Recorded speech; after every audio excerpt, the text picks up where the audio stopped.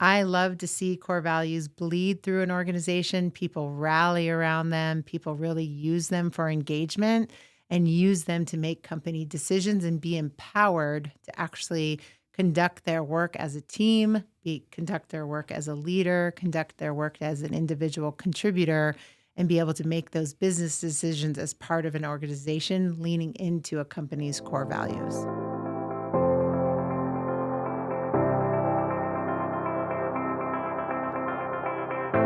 Welcome back to the Catalyst Podcast. I'm Sonia Pedowick, your host. Today, we're going to talk about core values and company culture. I'm super excited to talk about this topic because it really is the essence of every company. And I love working with small businesses in this area because it really can make or break the direction of a company. So often I start working with company leaders, and when I get into it, I'll even ask them what their core values are. And most business owners don't even know what their own core values are. They'll say, I think it's integrity or honesty, and they can't even name 2 or 3 of their 4 or 5. Or sometimes companies think they have 7 or 8 core values and they can't even name the top 5. And then even better, when we get in a room with their top leaders, most of their executive team can't even name their core values. So I love getting in with an executive team and doing an exercise where we actually rebuild their core values. This is super fun because we start to talk about what's really important to a company. When you really peel back what a core value means to a company, and it's not something aspirational like we want to be good leaders, we want to have integrity, we want to have honesty. It's what does the company want to take a stand for? When we wake up every morning and we go to work for our business, when we engage with our vendors, when we engage with our employees, what do we want the vibe? What do we want the messaging of our company to be? When you have those conversations with your leadership team, some of the most beautiful things pop up, like creativity.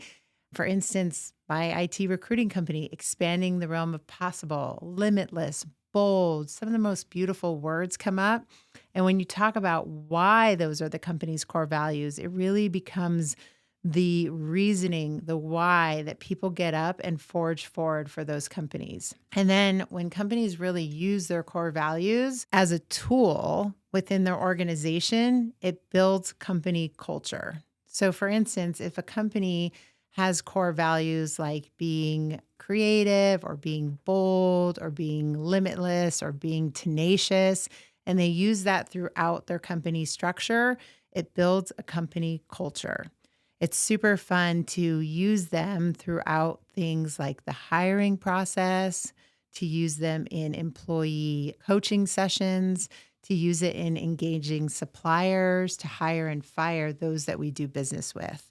So for example, if you're looking to hire an employee and you ask them when were they really tenacious in a project that they had done before, that's an out-of-the-box way of interviewing a candidate.